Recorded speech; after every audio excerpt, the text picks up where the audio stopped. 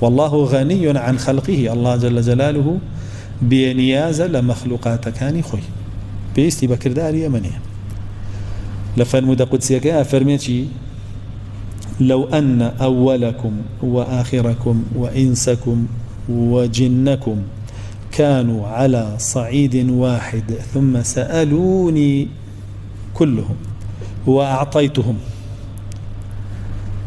لرواياتك فرمين مثل أعشار ملك في الدنيا ما نقص من ملكي شيئا. لجنوك كانتان ولا إنسان كانتان ليكم إنسان وتاكوتا إنسان هر همي كوب بيتو بيكو ببارتو داوام ليبكا هر يكي دأوان دي مليك يكي دنياي بمي يكزر لملكم كمناك انجا يتر اوش بيسي بكرداري يمي وببخشين يمي اگر بو خومان نبيتوني طوري خومان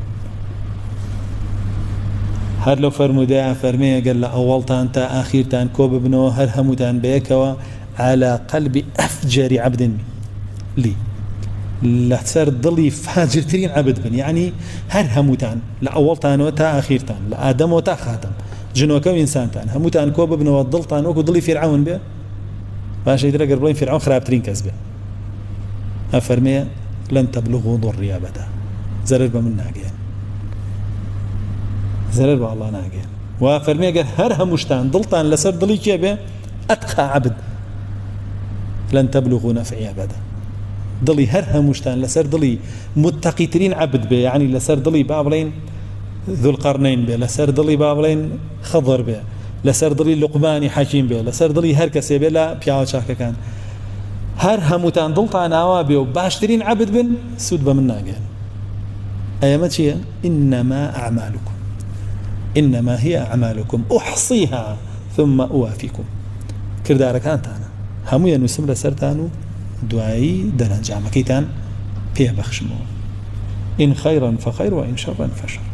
شاكا خير باش خير جابوا يا براسي الله جل جلاله بأن يعزل مخلوقات يا أيها الناس أنتم الفقراء إلى الله والله هو الغني الحميد أي خلقينا قادار بن ونزانا الله جل جلاله بيسي بن يجو عبادته كردارية يا هرهمتان فقيرا بوبخششي الله بيستان بيت يرحمتان الله جل جلاله بأن يعزل لبخشيني إيوه ولكردارتان همي بوخوتان